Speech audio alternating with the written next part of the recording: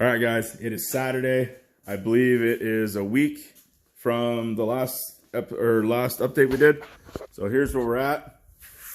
We have the carbon fiber drive shaft installed. The Jericho transmission is back in. The clutch is in and done, and all the adjustments have been made. Clutch linkage is hooked up. We have all the wiring has been done. My buddy Matt has come over, and it's already on.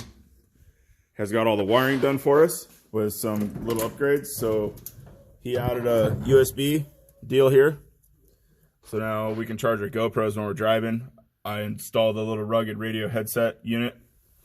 So we have comms, we have parking lights, we have headlights.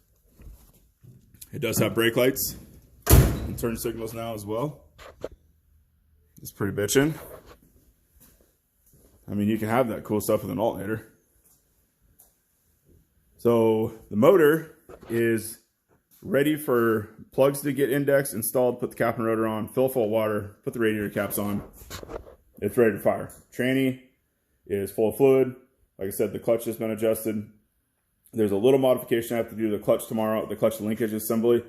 So when I converted this over to a stick shift car, these headers that I built for it were already done. Number 7 drops down around underneath the steering, heads back up.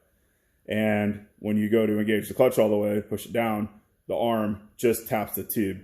So I'll fire up the Torchmate. I'm going to make kind of a half C, build it into the arm, TIG weld that in. That'll be good to go. And then after it's running, we can sit there and adjust the clutch stuff and drive it and all that. But I was hoping to have it running and driving today. I completely spaced this whole time I'm working on this car. I totally forgot about the block saver plate that goes between the bell housing, behind the flywheel, next to the block. So I thought, all right, no big deal. I'll next day one from Summit, went on there, called them. Yep, I got one. Get it coming.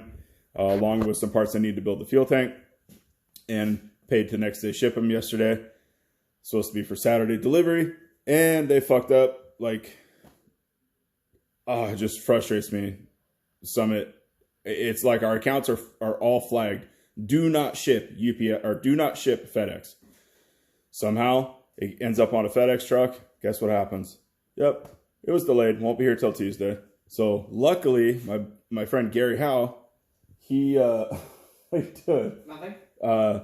He had a block saver. Actually, I bought this bell housing from him years ago, and he actually had the block saver at his house. So that worked out great. So tranny's in. Like I said, clutch is all hooked up. Wiring's all done. Tomorrow is going to be the day. We're going to fire this thing up, get it going through the gears. I don't know if I'll have enough time to drive it tomorrow. It depends on what time we fire it and all that stuff. But we have 1 week left until the drag and drive thing. And we're still pushing for it.